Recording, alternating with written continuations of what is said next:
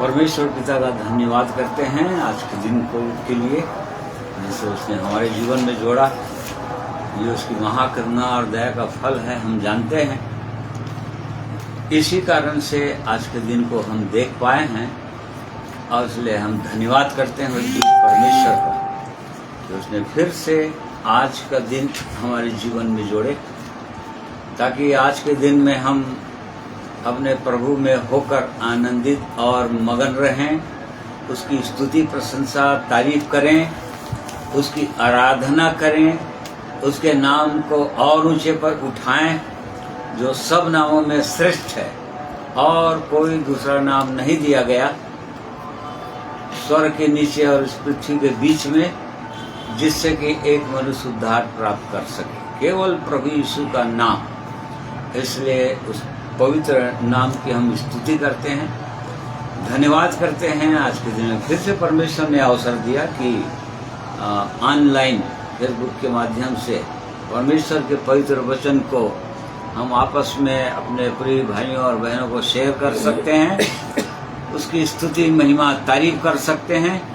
और इसलिए आज के दिन के लिए हम धन्यवाद करते हैं, इस समय के लिए धन्यवाद करते हैं, इस स्थान के लिए धन्यवाद करते हैं जो उसने हमें आज के दिन के लिए दिया है। और इसलिए आइए प्रार्थना करेंगे कि परमेश्वर हमारी अगुवाई करे हर एक बातों में। प्रेमी परमेश्वर पिता, हम आपको धन्यवाद करते हैं आज के दिन के लिए जिसे आपने बनाया है, और आज के दिन में आपने हमारी सहायता की प्रभु की, फिर से आपकी हम महिमा कर सकें, ऑनलाइन आपस में प्रभु जी जुड़कर आपकी महिमा करने पाएं और आपकी स्तुति करने पाएं, गीतों के द्वारा, वचनों के द्वारा, और भी हम प्रभु जी आपके प्रेम को जाने और आपकी सिद्ध इच्छा को अपने व्यक्तिगत रीति से व्यक्तिगत जीवन के लिए हम समझें। इसलिए आपने हमें फिर से आज के दिन दिया है, धन्यवाद करते हैं।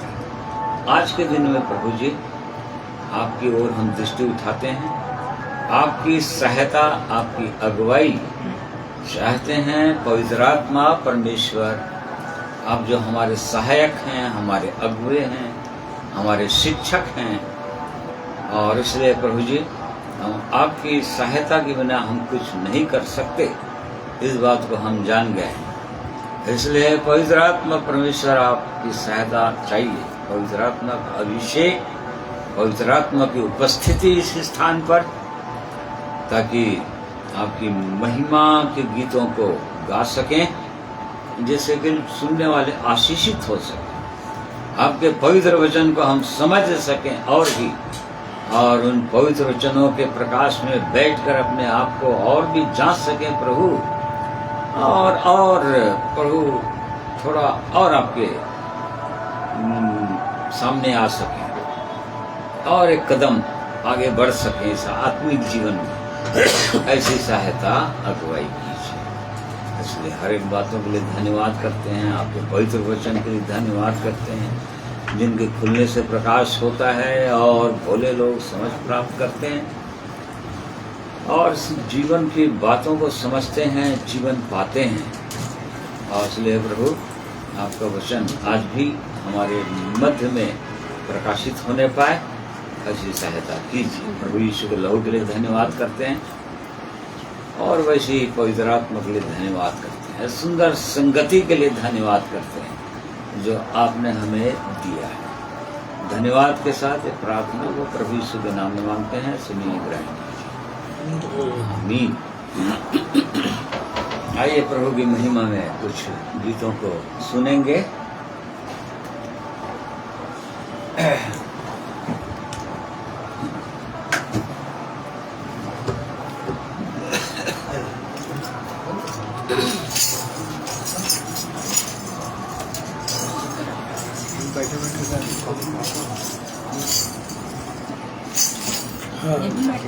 जैसे कि आई बैठे बैठे प्रभु की महिमा में सभी भाई बहनों को जय मसीह की। प्रभु की महिमा करेंगे।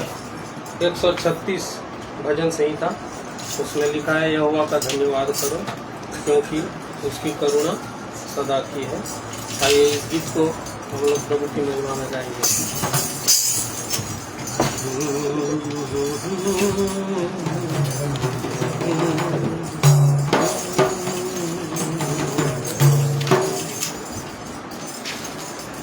यहोवा का धन्यवाद करो क्योंकि वो भला है, उसकी करुणा सदा की है। उसका धन्यवाद करो, यहोवा का धन्यवाद करो क्योंकि वो भला है, उसकी करुणा सदा की है। उसका धन्यवाद करो, राजाओं का राजा यीशु राजा जगत में राज करेगा। हालेलुया हालेलुया, उसका धन्यवाद करो।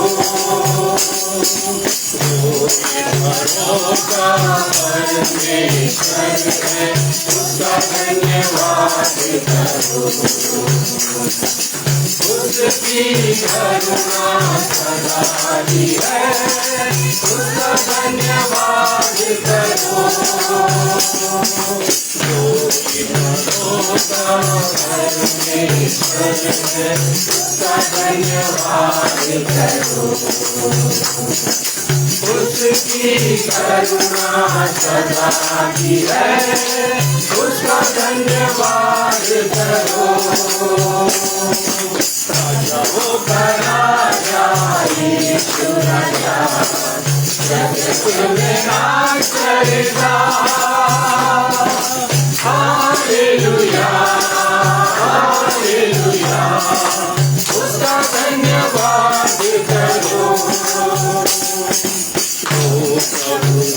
का प्रभु है, उसका धन्यवाद करो। उसकी करुणा सदा की है, उसका धन्यवाद करो।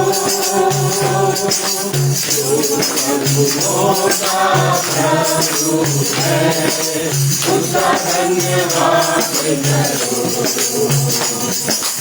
उसकी करुणा सदा की है, उसका धन्यवाद करो। राजाओं का राजा यीशु राजा जगत में राज करेगा। हालेलुया हालेलुया, उसका धन्यवाद करो। कोई बड़े बड़े आश्चर्य करने लगा, उसकी करुणा सदा की है, उसका धन्यवाद करो। कोई बड़े बड़े आश्चर्य करने लगा, उसकी करुणा सदा की है, उसका धन्यवाद करो। राजाओं का राजा यीशु राजा जगत में राज करेगा। हालेलुया हालेलुया, उसका धन्यवाद करो। अपनी मूर्ति से आकाश बनाया है, उसकी करुणा सदा की है, उसका धन्यवाद करो। अपनी बुद्धि से आवाज बनाया है, उसकी करुणा सदा की है, उसका धन्यवाद करो। राजाओं का राजा यीशु राजा जगत में राज करेगा। हालेलुया हालेलुया, उसका धन्यवाद करो।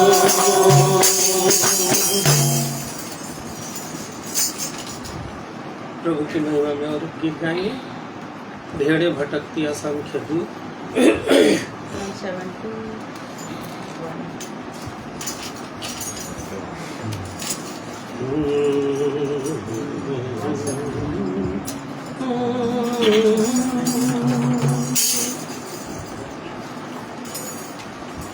भेड़े भटकती असंख्य दूर, कोई चरवाहा कोई दिशा, देखना परीक्षा में जान उठी, आओ उन्हें हम ले जाएं। भेड़े भटकती असंख्य दूर, अभी जगह है, यीशु ये चाहे, उनको ले आओ। अभी जगह है, यीशु ये चाहे, उनको ले आओ। मेरे मन दुर्गम क्षेत्रों में आत्माएं डूबती पापों में, निर्जन दुर्गम क्षेत्रों में आत्माएं डूबती पापों में, दिल से प्रभु की उठती जाएगा कौन, दिल से प्रभु की उठती जाएगा कौन। भेड़े भटकती असंख्य दूर, कोई जगह न कोई दिशा, देखना परीक्षा में जान उठी, आओ इन्हें हम ले आए। भेड़े भटकती असंख्य दूर, अभी जगह है, यीशु ये चाहे, उनको ले आओ। अभी जगह है, यीशु ये चाहे, उनको ले आओ। भूमि फसल के लिए तैयार, भेजे प्रभु अपने सेवा। भूमि फसल के लिए तैयार, भेजे प्रभु अपने सेवा। पालन करने महादेव, जुड़ जाए घर में तो ये बलिदान। पालन करने महादेव, जुड़ जाए घर में तो ये बलिदान। भेड़े भटकती असंख्य दूर, कोई जगह न कोई दिशा, देखना कलिसिया में जागृति, आओ इन्हें हम ले आए। तेरे भटकती असंख्य दूर अभी जगाए, यीशु ये चाहे उनको ले आओ, अभी जगाए, यीशु ये चाहे उनको ले आओ। मुझको सभी तक जाना है, कैसे मैं इतनी मुखला हूँ। मुझको सभी तक जाना है, कैसे मैं इतनी मुखला हूँ। चाहूँ मैं तुम ही बन जाओ, मेरा मुख मेरे पाँव तेरा ही है। चाहूँ मैं तुम ही बन जाओ, मेरा मुख मेरे पाँव तेरा ही है। तेरे भटकती असंख्य दूर कोई जगह न कोई दिशा, देखना कलिसिया में जागृति, आओ इन्हें हम ले आए। तेरे भटकती असंख्य दूर अभी जगाए, यीशु ये चाहे उनको ले आओ, अभी जगाए, यीशु ये चाहे उनको ले आओ।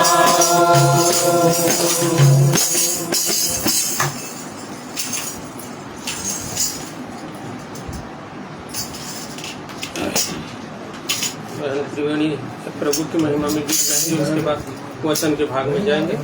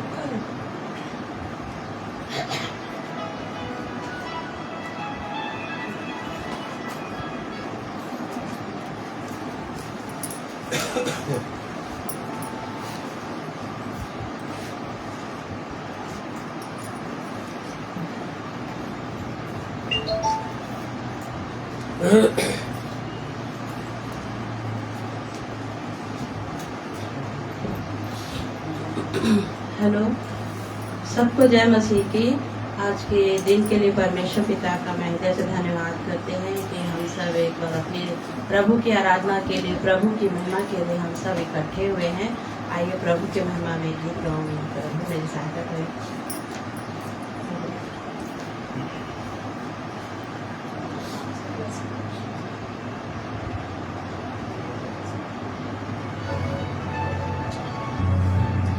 हेलो हेलो हेलो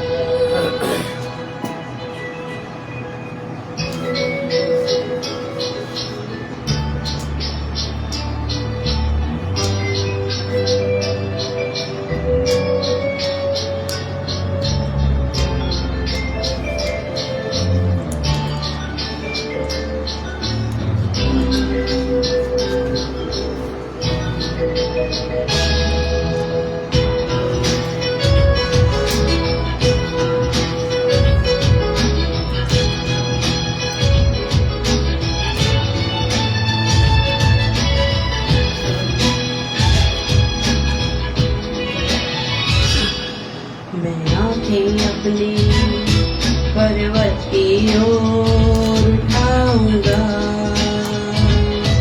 मैं आंखें अपनी पर्वत की ओर उठाऊंगा।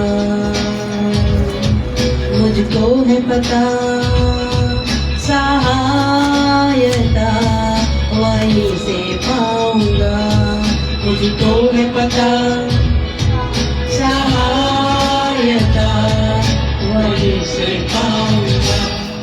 मैं आंखें अपनी पर्वत की ओर उठाऊंगा, मैं आंखें अपनी पर्वत की ओर उठाऊंगा। नीचे धरती ऊपर आसमां बनाया है, परमेश्वरी है वो, उसके गुण गाऊंगा।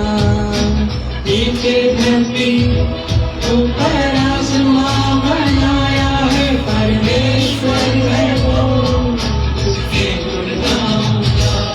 मैं आंखें अपनी पर्वत की ओर उठाऊंगा,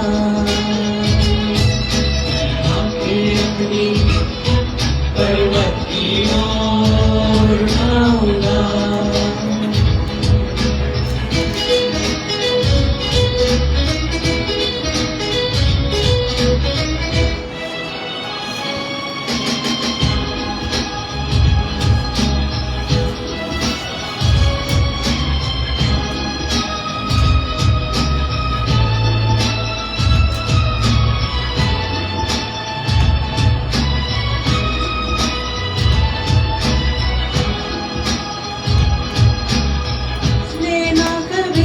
कदम राहों में, इसलिए ना सोता दिन रातों में।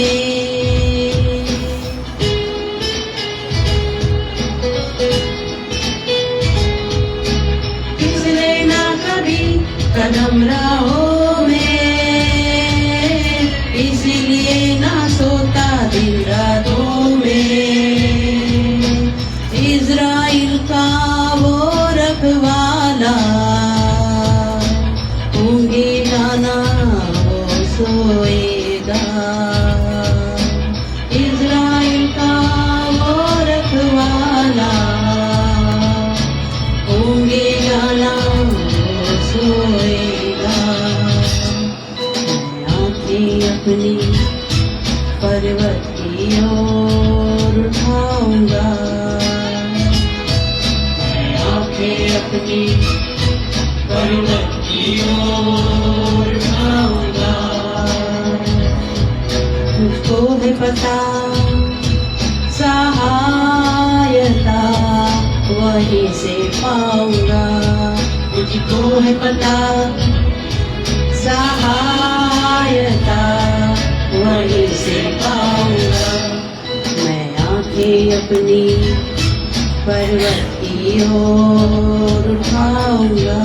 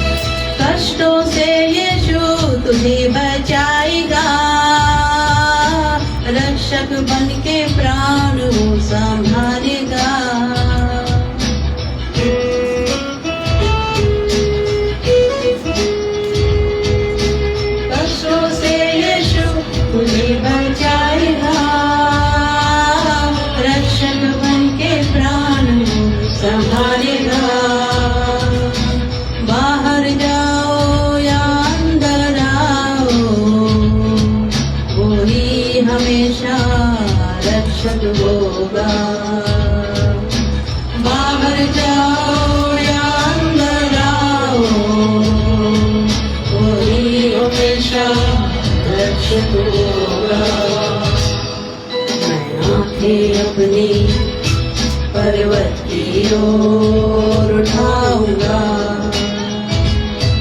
मैं आंखें अपनी पर्वत की ओर उठाऊंगा। मुझको है पता सहायता वहीं से पाऊंगा, मुझको है पता सहायता वहीं से पाऊंगा। मैं आंखें अपनी पर्वत की ओर उठाऊंगा, मैं आंखें अपनी पर्वत की ओर उठाऊंगा, मैं आंखें अपनी पर्वत की ओर उठाऊंगा।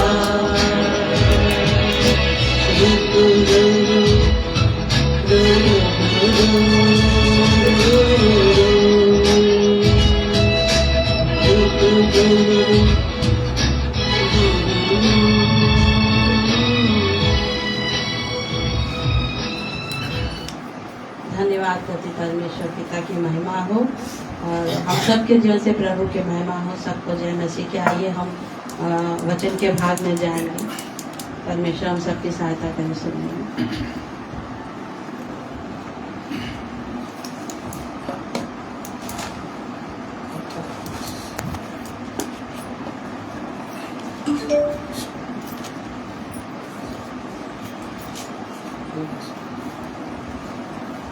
परमेश्वर पिता का हम धन्यवाद करते हैं उसके अद्भुत महान प्रेम के लिए और जीवित परमेश्वर के लिए, क्योंकि वो सर्वशक्तिमान परमेश्वर है। वो हमारी सहायता करने के लिए तत्पर रहते हैं, सहायक परमेश्वर है हमारे।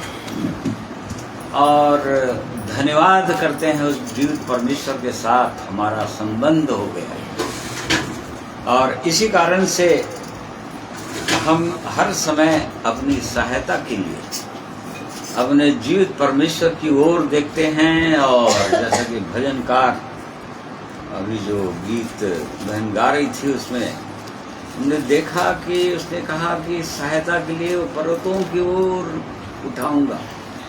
केवल वो परमेश्वर जो अद्भुत सहायता करने वाला परमेश्वर है, जो हमारे प्राणों का रक्षक है, रखवाला है, केवल वही हर एक बातों में हमारी सहायता अगुवाई करते हैं। और इस कारण से आज के दिन में परमेश्वर ने हमारी सहायता किया है। और आज के दिन जितने प्रिय भाई बहन आप लोग जुड़े हुए हो और जितने भी जुड़ते हैं, आप सबों को प्रभु यीशु मसीह के पवित्र नाम में जय मसीह कहता हूँ। परमेश्वर आज के दिन में हम में से हर एक को अपने वचनों के द्वारा आशीषित करें, आनंदित करें और ये पूरी निश्चयता हमारे जीवन में हो जाए कि सचमुच में आप हमारी सुनते हैं और आप हमें तैयार कर रहे हैं। आपने हमें तैयार कर लिया है। हम इन बातों को देखना चाहते हैं आज के दिन में और इसलिए परमेश्वर का हम धन्यवाद करते हैं। और जैसे कि इन दिनों हम इन बातों को जान रहे हैं कि हम बहुत ही अंतिम समय में हैं। अभी सब जान रहे हैं, परमेश्वर के लोग, जो लोग बाइबल को जानते हैं अच्छी तरह से, बाइबल के भविष्यवाणी को जानते हैं, तो सब लोग चेतावनी दे रहे हैं परमेश्वर के लोग कि हम एकदम अंतिम समय में हैं। कभी भी प्रभु यीशु का आगमन हो सकता है, कभी भी वन वर्ल्ड ऑर्डर लग सकता है या ख्रिस्ट विरोधी का राज्य आरंभ हो सकता है। ऐसे समय में हम हैं क्योंकि पूरा दुनिया का वातावरण वैसी हो चुका है। प्रभु यीशु ने जो बताया था कि जब इन बातों को होते हुए देखो संसार में, तब तुम समझना कि मेरा आना बहुत ही निकट वरन द्वार पर, ऐसे समझ लेना। तो प्रभु यीशु ने पहले ही चिता दिया है इन बातों को और इसलिए हम सबों को ऐसे समय में सचमुच में अपनी आंखें पर्वतों की ओर उठाना चाहिए। जैसे कि हम वचन में पढ़ते हैं लूका 21 अध्याय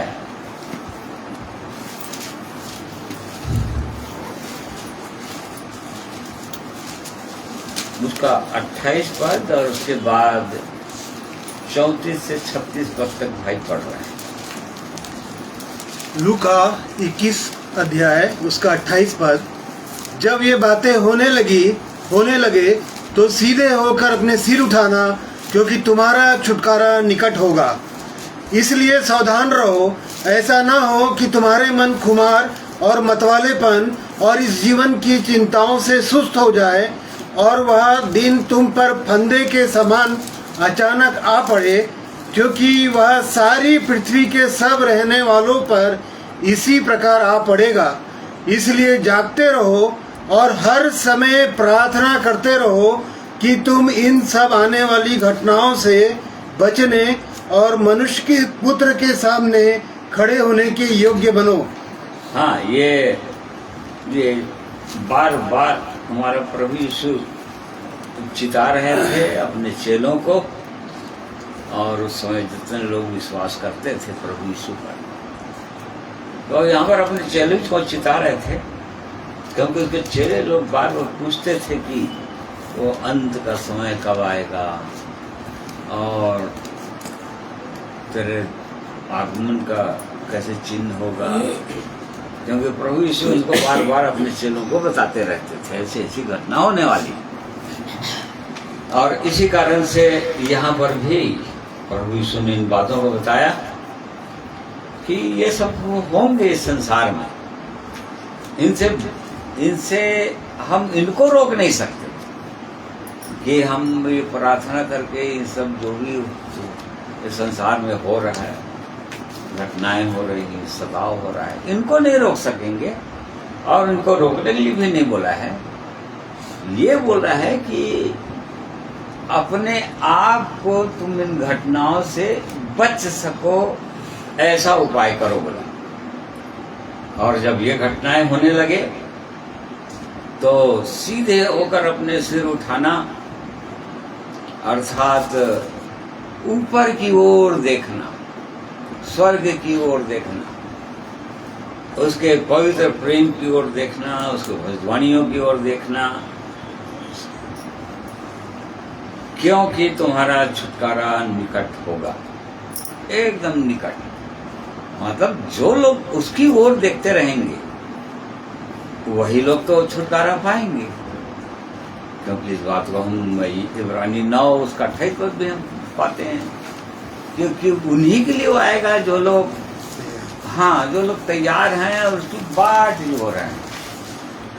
और हाँ, और 27 पद। हाँ, 27 28 दोनों पद। और जैसे मनुष्यों के लिए एक बार मरना और उसके बाद न्याय का होना नियुक्त है, वैसे ही मसीह भी बहुतों के पापों को उठा लेने के लिए एक बार बलिदान हुआ, और जो लोग उसकी बाट जोते हैं उनके उद्धार के लिए दूसरी बार बिना पाप उठाए हमें दिखाई देगा। यहाँ देखो, जो लोग उसकी बाट जोते हैं, जो लोग इंतजार कर रहे हैं, ऊपर की ओर देख रहे हैं, प्रभु आपका आगमन होगा, इस संसार में जो भी चिन्ह और जो भी घटनाएं वो प्रभु यीशु ने पहले ही बता दिया है, ये सब होने वाला है।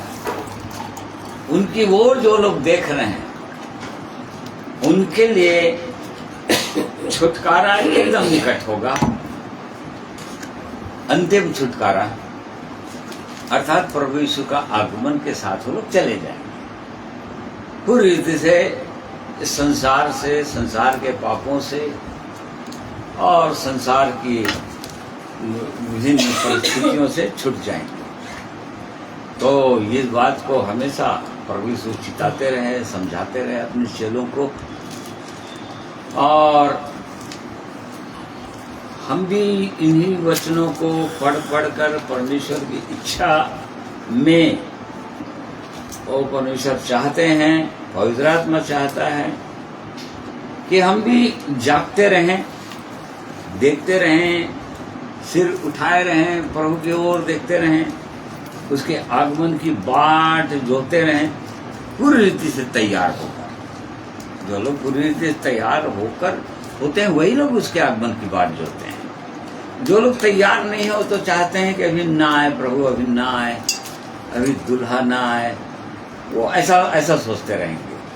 परंतु जो लोग तैयार हैं वो लोग उसकी बाट जोहेंगे, क्योंकि तैयार हैं वो लोग। प्रभु आज ही आजा, प्रकाशित वाक्य में पढ़ते हैं, दुल्हन कहती है आ, पवित्र आत्मा कहता है आजा। हाँ, आत्मा और दुल्हन दोनों कहती है आ, और सुनने वाले भी कहे आ। जो प्यासा हो वो आए, और जो कोई चाहे वह जीवन का जल सेत मत ले। हाँ, तो जो लोग तैयार हैं वही लोग कह पाएंगे, वो दुल्हन के रूप में जो लोग तैयार हो गए हैं, श्रृंगार कर लिए, वही लोग कह पाएंगे दुल्हे को आजा प्रभु जल्दी, जितना जल्दी हो सके आजा, क्योंकि मैं तैयार हूं एकदम, ऐसा वो लोग कह पाएंगे। तो इसीलिए यहाँ पर चेतावनी दे रहा है ये परमेश्वर का वचन कि ऐसे ऐसे होते हुए देखो, ऐसी घटनाओं को, ऐसे समय को होते हुए देखो, बार बार कैसे सताव हो रहा है, चारों ओर सताव हो रहा है, पूरे विश्व में सताव शुरू हो गया है। और जब इन सब चीजों को देख रहे हैं तो समझ जाना कि एकदम निकट है। और इसीलिए 34 पद में हमने पढ़ा कि इसीलिए सावधान रहो, क्योंकि उसका आगमन एकदम निकट है। इसीलिए सावधान रहो, ऐसा ना हो कि तुम्हारे मन खुमार, मतवालेपन और संसार, इस जीवन की चिंताओं में सुस्त हो जाए। अगर संसार में ही मन लगा रहे, शरीर में मन लगा रहे, संसारी बातों में मन लगा रहे पूरी रीति से, ऐसा ना हो जाए। ये परमेश्वर का वचन बार बार अपने लोगों को सावधान करता है, चिताता है, क्योंकि ये ऐसा हो रहा है। क्योंकि ये भी समझा दिया है प्रभु यीशु ने कि अंतिम समय में जब प्रभु यीशु का आगमन होने का समय रहेगा, दूसरे थिस्सलुनीके 2 अध्याय में पढ़ते हैं, बहुतों का विश्वास गिर जाएगा। देखो, बहुतों का विश्वास गिर जाएगा। 2 बार दूसरा थिस्सलुनीके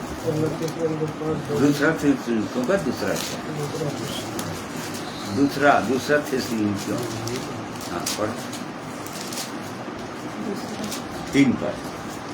किसी रीति से किसी के धोखे में ना आना, क्योंकि वह दिन ना आएगा जब तक धर्म का त्याग ना हो ले और वह पाप का पुरुष अर्थात विनाश का पुत्र प्रकट ना हो।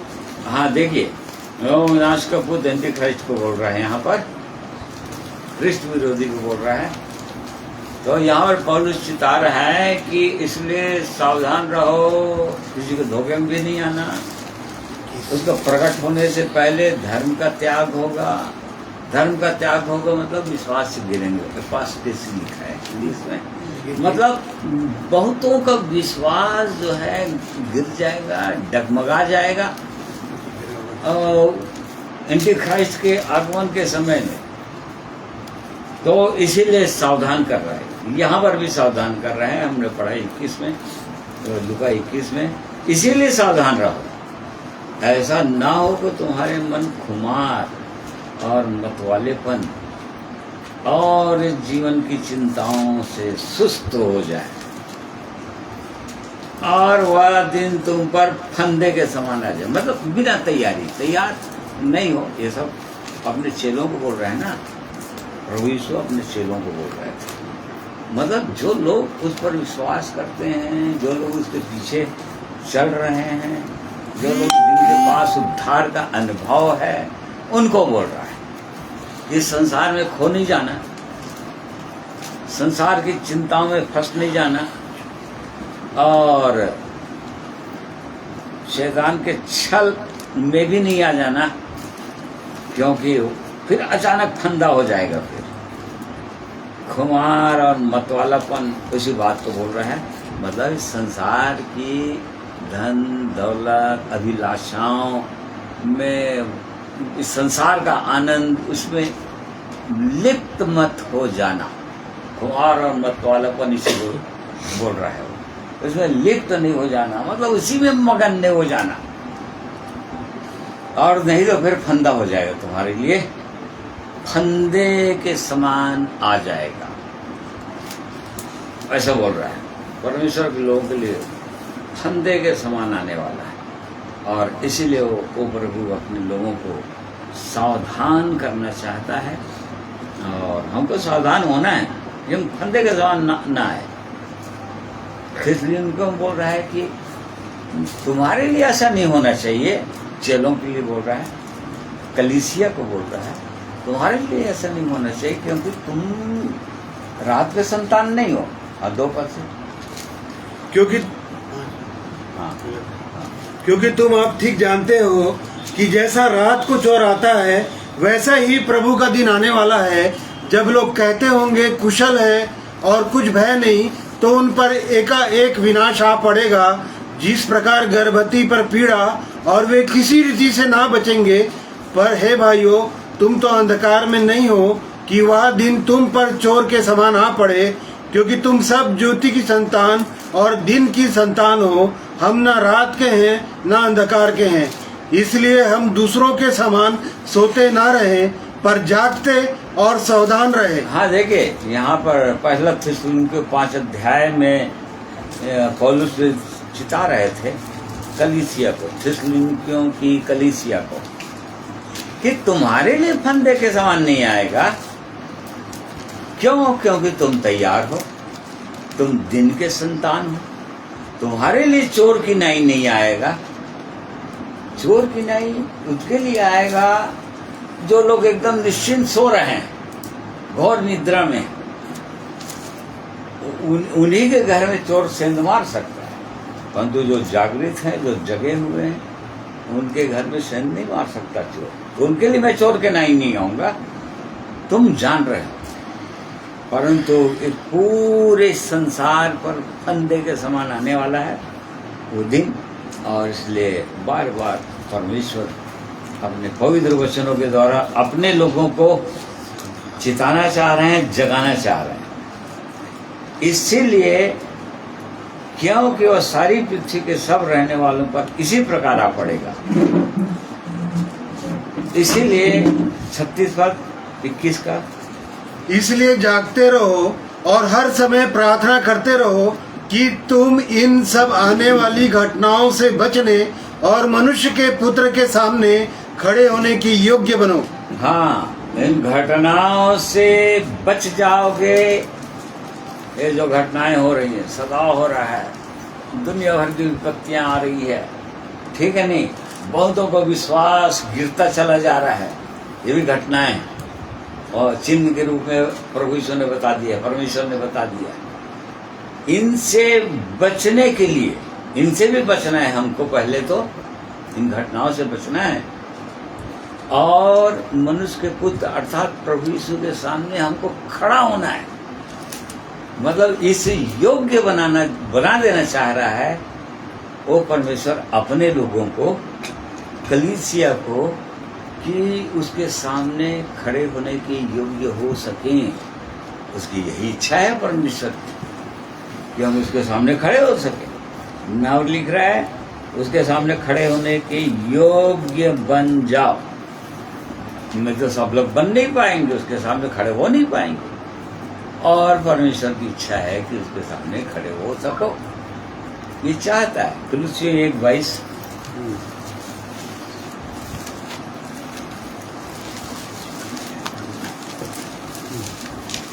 उसने अब उसकी शारीरिक देह में मृत्यु के द्वारा तुम्हारा भी मेल कर लिया, ताकि तुम्हें अपने सम्मुख पवित्र और निष्कलंक और निर्दोष बनाकर उपस्थित करें।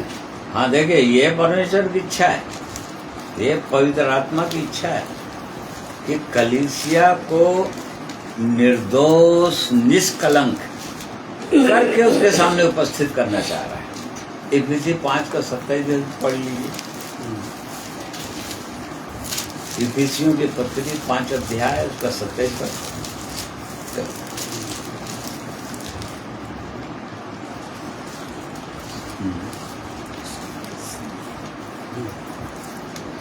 और उसे एक ऐसी तेजस्वी कलीसिया बनाकर अपने पास खड़ी करे जिसमें ना कलंक, ना झुर्री, ना कोई और ऐसी वस्तु हो, वरन पवित्र और निर्दोष हो। ये परमेश्वर की इच्छा है। जब स्वर्ग जाएंगे तो जाने वाले लोग ऐसा रहेंगे, जो भी जाने वाले हैं वो लोग ऐसा रहेंगे, उनका जीवन ऐसा रहेगा, एकदम निष्कलंक, निर्दोष, बेदाग, झुर्री रहित, ऐसा खड़ा करना चाहिए। इसलिए तो कलीसियाओं को बार बार पत्र में यही बता रहा है कि देखो, चिता रहा है और सावधान कर रहा है कि सावधान रहो, सावधान हो जाओ, इस योग्य बन जाओ। वो आगमन एकदम निकट है, मैंने समय बहुत दे दिया है, और बनते बनते यहाँ तक देखो कि निर्दोष हो रहा है कि नहीं, निष्कलंक हो गए कि नहीं, बेदाग, झुर्री रहित, कोई दाग धब्बा तो जीवन में नहीं है कि कोई ये दाग है इसके जीवन में, ऐसा वाला तो कोई बातें नहीं है। क्योंकि उस परमेश्वर की यही इच्छा है कि अपनी कलीसिया को, दुल्हन को, परमेश्वर दुल्हन को उसके सामने ऐसा खड़ा करना चाहता है। ये उसकी इच्छा है, और इसलिए हमको चाहिए कि हम उसके योग्य बने, क्योंकि ऐसे में बन नहीं पाएंगे, हम बिल्कुल नहीं बन पाएंगे जब तक ये सब नहीं होगा। तो एजरा 9 उसका, एजरा नबी की पुस्तक 9 अध्याय उसका 15 पद देखिए तो।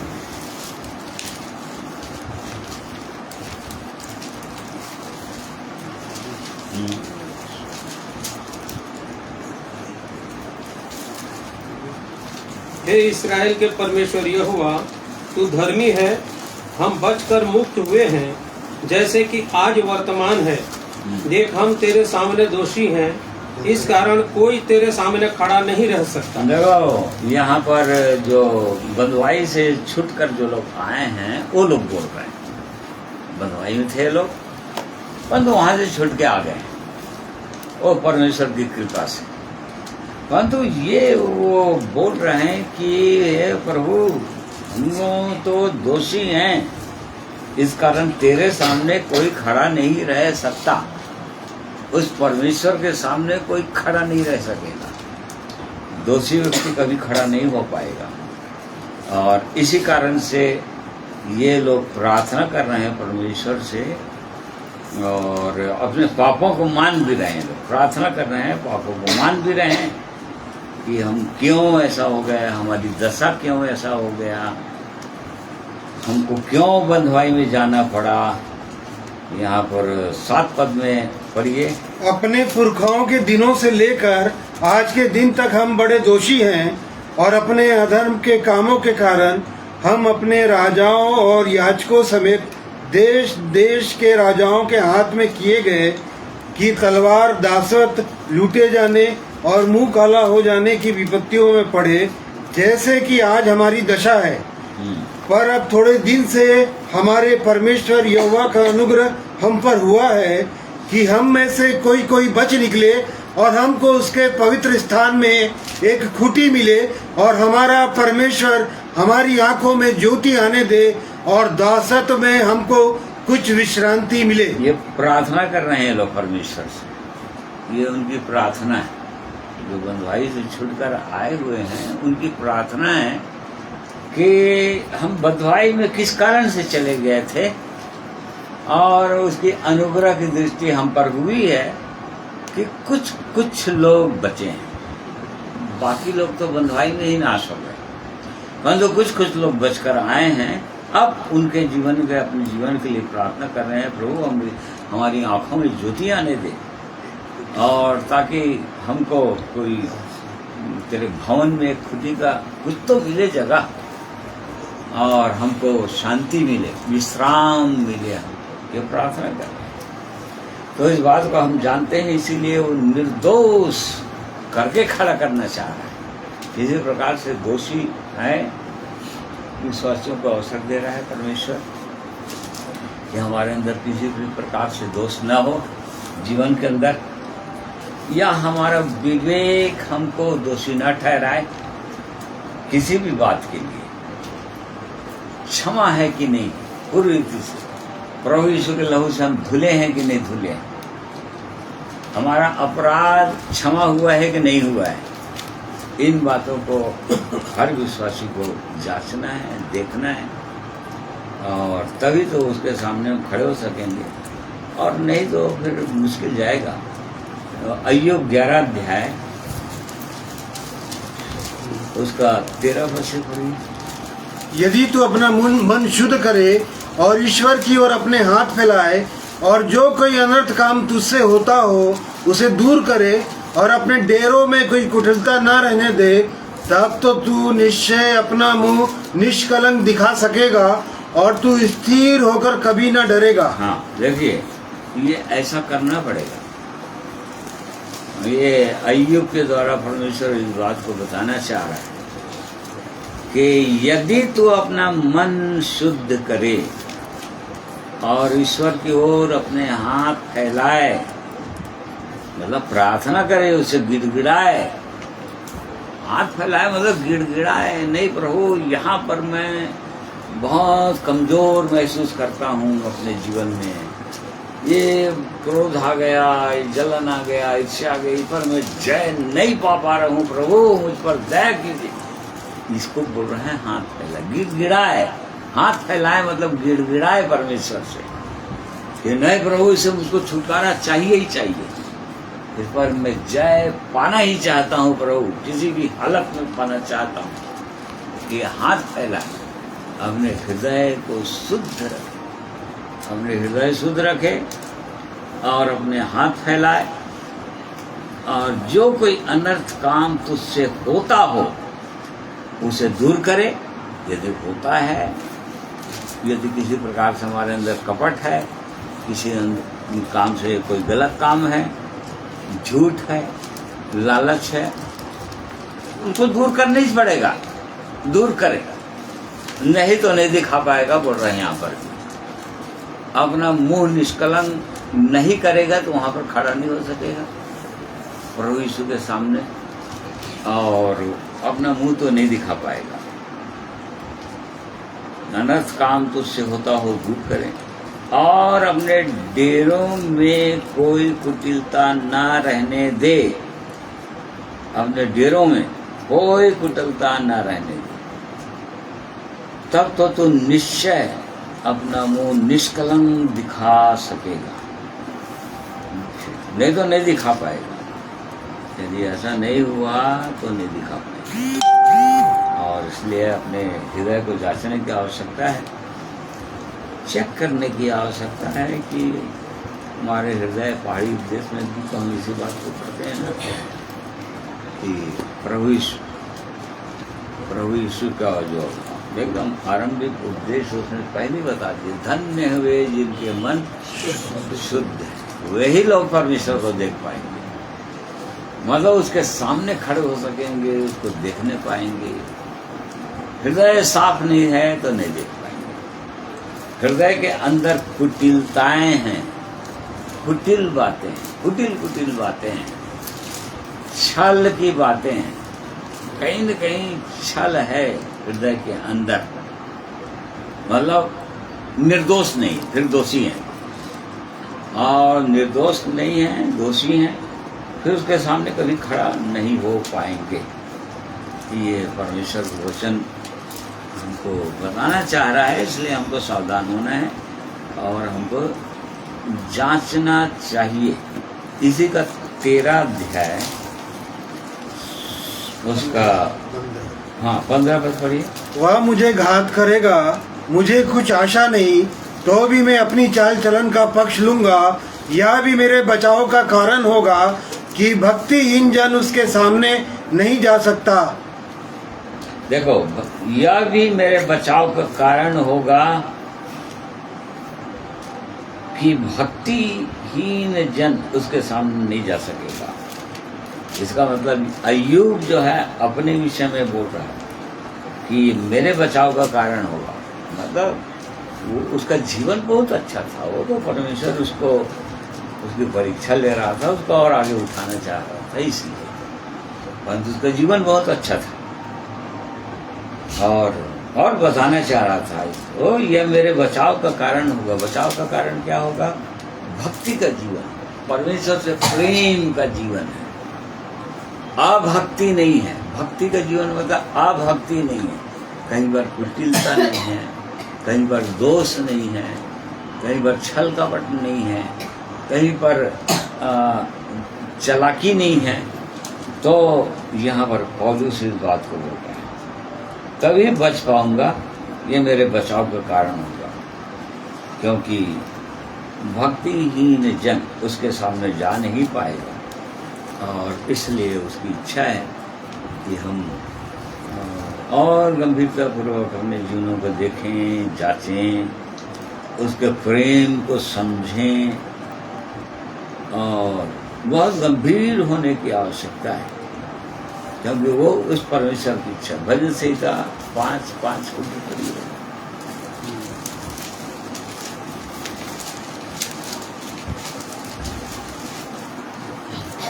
घमंडी तेरे सम्मुख खड़े होने ना पाएंगे, तुझे सब अनर्थकारियों से घृणा है।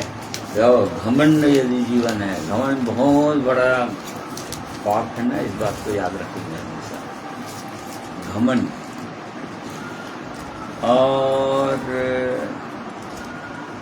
ऐसा लगता है कि हमारे पास घमंड नहीं है, परंतु बहुत गंभीरता से छोटी छोटी बातों में जांचेंगे तो पाएंगे कि कहीं न कहीं तो है घमंड, और घमंडी उसके सामने खड़े हो नहीं पाएंगे, प्रभु यीशु के सामने। मतलब दीन व्यक्ति ही उसके सामने खड़ा हो पाएगा, जो जिसने अपने आप को पूरी रीति से एकदम छोटा बना दिया हो, किसी भी प्रकार का घमंड का जो भी कारण होगा जीवन में, उसको एकदम अलग कर दिया हो, वो व्यक्ति खड़ा हो पाएगा उस परमेश्वर के सामने। ये उसकी इच्छा है, उसकी योजना के अंतर्गत है, और इसी कारण से वो चाहता है कि उसके लोग बहुत ही सावधान रहें, इन बातों में बहुत ही चौकसी करें, और उसके सम्मुख खड़े हो सकें, एकदम निर्दोष खड़े हो सकें। और वो परमेश्वर ऐसा चाहता है मनुष्य को, इसीलिए अवसर देता है कि अपने हृदय को खोलो, बार बार खोलो, बार बार खोलो। तो यशाया 43 अध्याय उसका 25 पद।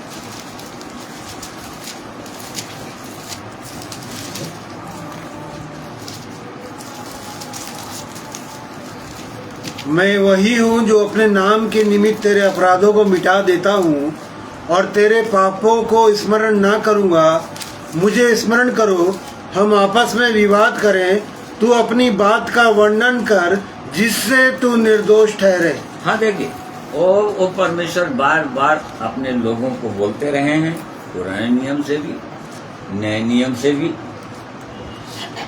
कि एक व्यक्ति को निर्दोष होना है। इसका मतलब अपने हृदय की एक एक बातों को परमेश्वर के सम्मुख खोलना है, क्योंकि परमेश्वर सब कुछ जानता है, अंदर की बात, हृदय की बात, एक एक मनुष्य की बातों को जानता है।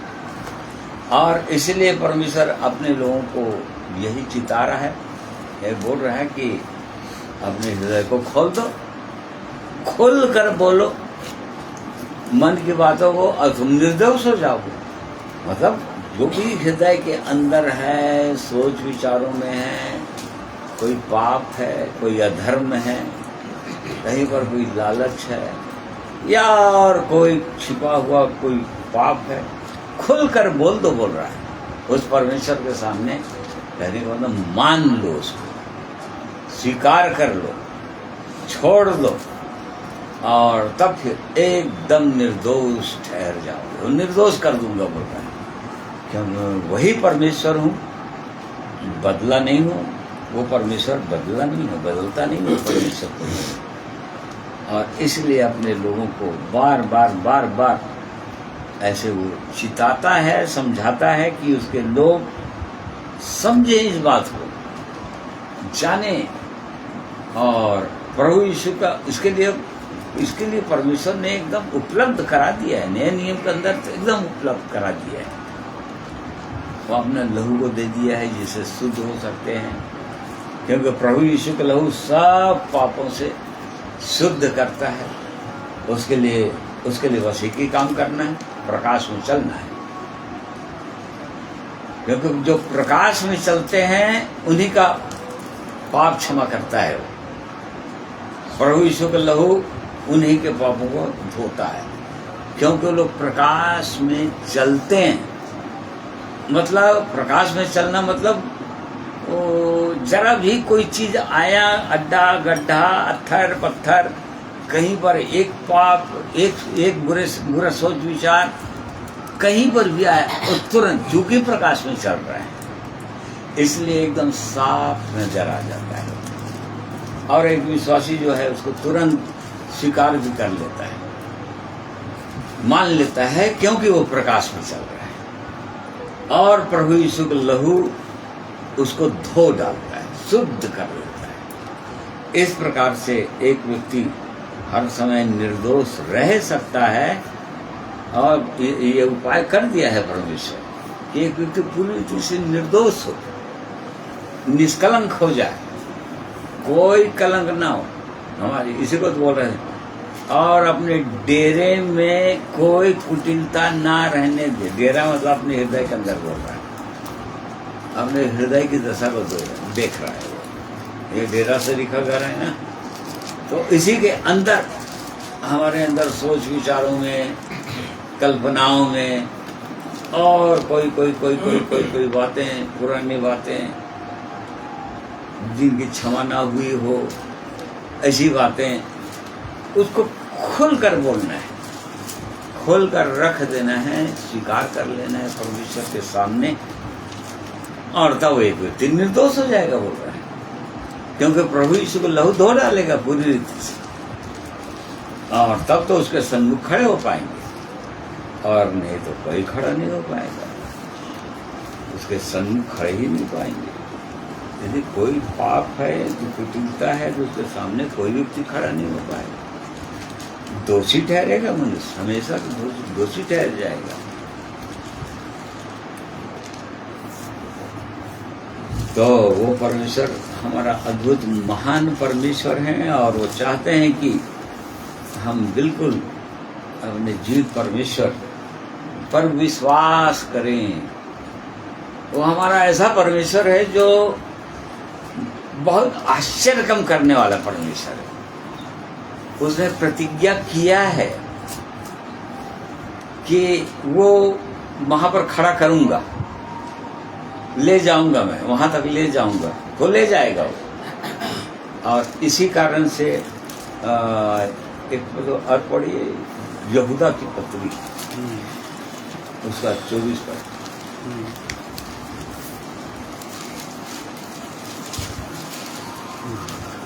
अब जो तुम्हें ठोकर खाने से बचा सकता है और अपनी महिमा की भरपूरी के सामने मगन और निर्दोष करके खड़ा कर सकता है, उस एकमात्र परमेश्वर हमारे उद्धारकर्ता की महिमा और गौरव और पराक्रम और अधिकार हमारे प्रभु यीशु मसीह के द्वारा जैसा सनातन काल से है, अब भी हो और युगानुयुग रहे। आमीन। देखो, अब जो तुम्हें ठोकर खाने से बचा सकता है, ऐसा बोल रहा है।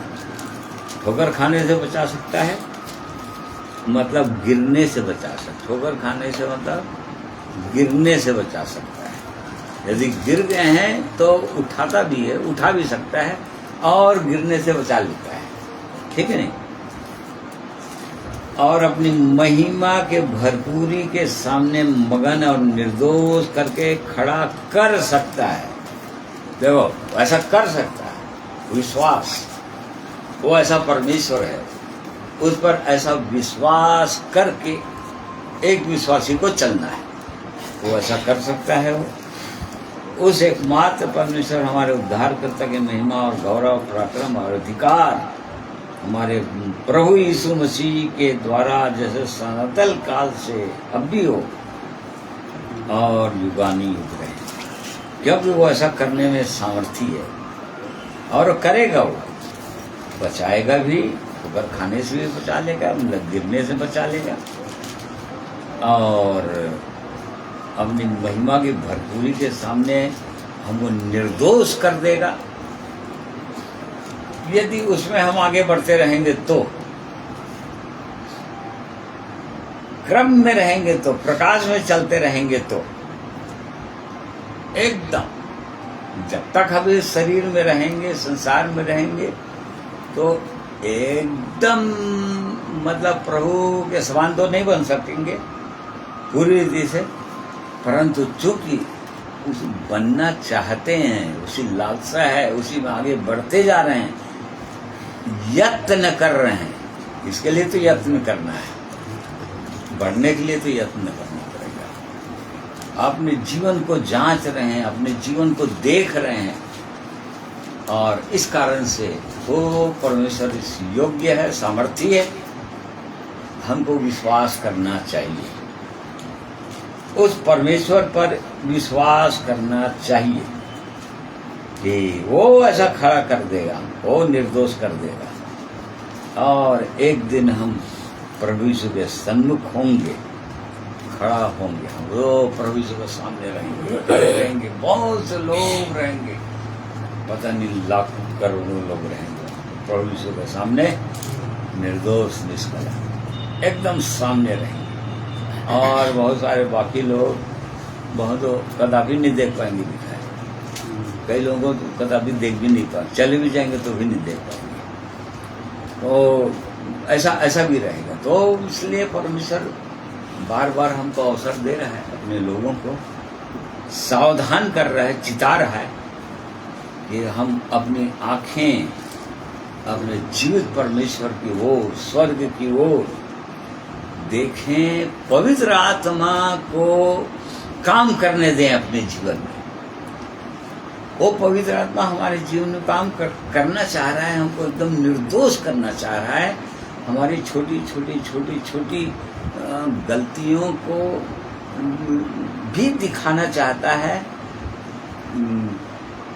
और उनको चाहता है कि हम माने उनको और छोड़ें, और तभी वो प्रभु यीशु का लहू हमको धोए, शुद्ध करे, और इस प्रकार से हम हमेशा के लिए उस अनंत जीवन के जिसके लिए हम आए हुए हैं और उसी में आगे बढ़ भी रहे हैं, वो पूरा भी कर सके, वो कार्य हमारे जीवन में पूरा हो जाए, उसकी इच्छा पूरा हो जाए हमारे जीवन में। और इसलिए परमेश्वर इन वचनों के द्वारा हम में से हर एक की सहायता, अगुवाई करें, हर एक को आशीष मिले।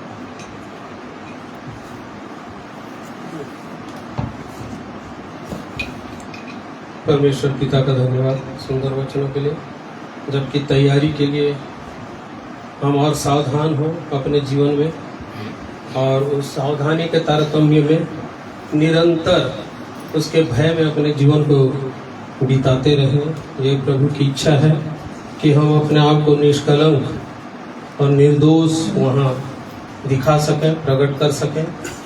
परमेश्वर की इच्छा यही है, और वो कार्य को हमको निरंतर करना है।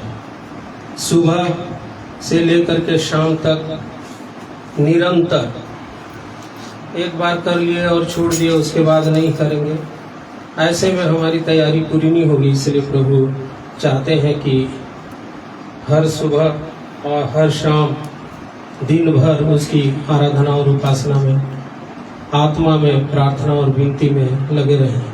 आइए हमारी इस आशा को इस गीत के द्वारा से पूरा करेंगे अपने जीवन में।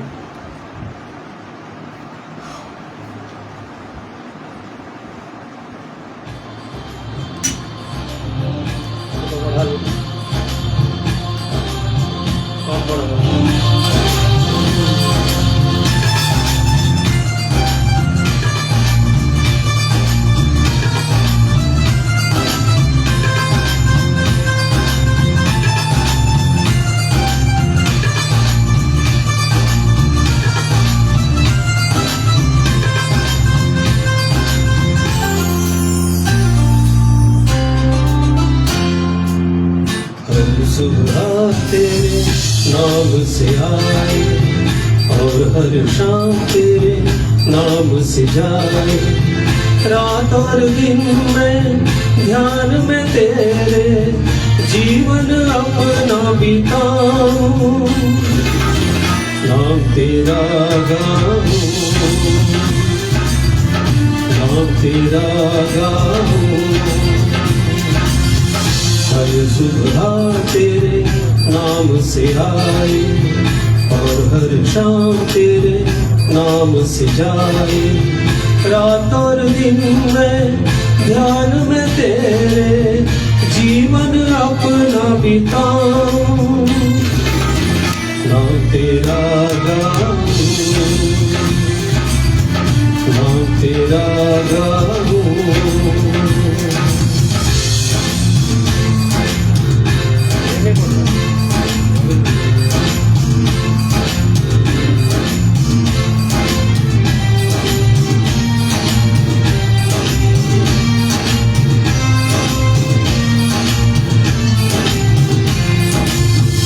आशाओं के दीप जला के तेरे आने की राहत तू।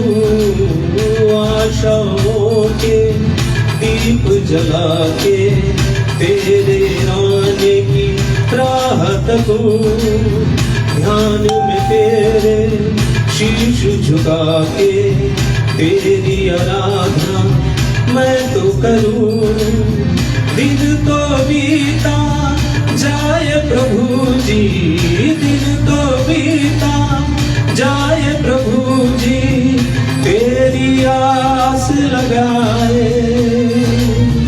जीवन है घबराए, अंधियारा फिर जाए।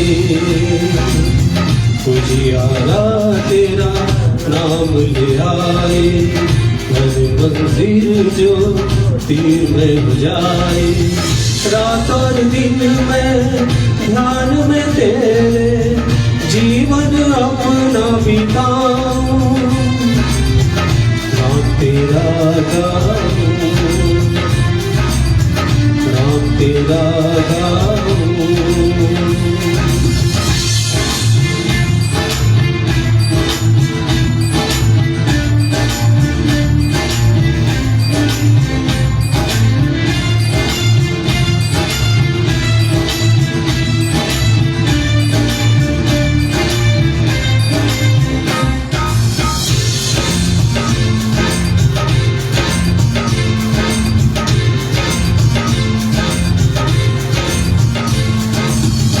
महिमा में तेरे गीत सजा के, तेरे साजों की प्यार में दूं स्वामी मेरे, तुम ही प्रभु जी तेरी दया स्वीकार करूं। स्वामी मेरे तुम ही प्रभु जी तेरी दया स्वीकार करूं। राह तेरे जो आए प्रभु जी, राह तेरे जो आए प्रभु जी, वो कभी ना घबराए, आगे बढ़ता जाए, सच्चा जीवन पाए। जिसकी बगिया में तू आए, प्यार की खुशबू महकी जाए। रात और दिन में ध्यान में तेरे जीवन अपना बिताऊं, नाम तेरा गाऊं, नाम तेरा गाऊं। हर सुबह तेरे नाम से आए, और हर शाम तेरे नाम से जाए। रात और दिन में ध्यान में तेरे जीवन अपना बिताऊं, नाम तेरा गाऊं, नाम तेरा गाऊं, नाम तेरा गाऊं, नाम तेरा गाऊं। प्रभु की महिमा स्तुति हो।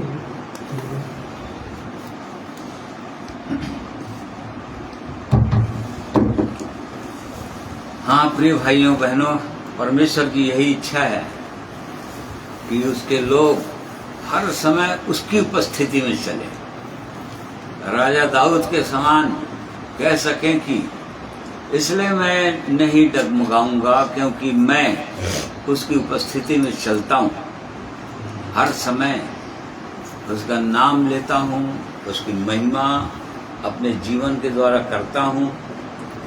और उसकी उपस्थिति में चलना मतलब उसके भय में चलना, परमेश्वर के भय में चलना हर समय, ये जानते हुए कि परमेश्वर की दृष्टि मेरी ओर है, वो मुझको देख रहा है। और तब फिर निश्चित रूप से एक दिन वहाँ तक पहुँच जाएंगे, यदि ऐसा चल रहे हैं तो वहाँ तक पहुँचेंगे एक दिन प्रभु के साथ, और एक दिन उसके सन्मुख हम हो जाएंगे। इसलिए परमेश्वर हम में से हर एक की सहायता करें इन वचनों के अनुसार अपने आप को देखने में, जांचने में, और भी दीन होने में, टूटने में। पवित्र आत्मा हमारे जीवन में कार्य करे, उसको कार्य करने दे अपने जीवन में, ऐसी सहायता अगुवाई करे। आइए प्रार्थना करें। अनुग्रहकारी दयालु प्रेमी परमेश्वर पिता, हम आपका धन्यवाद करते हैं आपके प्रेम के लिए। आपकी दृष्टि हमारी ओर लगी रहती है प्रभु, आप अपने लोगों की चिंता करते हैं। आप चाहते हैं प्रभु कि इसके लोग पवित्र बने, निर्दोष हों, निष्कलंक हो जाएं। और यही तो आपकी इच्छा कि एक मनुष्य को बुलाने के पीछे अपने पुत्र प्रभु यीशु के समान बना देना चाहते हैं, ताकि हम हर समय अपने प्रभु को देख सकें, प्रभु के सन्मुख रह सकें सदा सर्वदा के लिए। ये आपकी इच्छा है प्रेमी परमेश्वर, और इसके लिए आपने हमारे लिए उपाय किया है, अपने पवित्र वचन को दिया है, अनमोल वचन, पवित्र जीवित सत्य वचन को दिया है।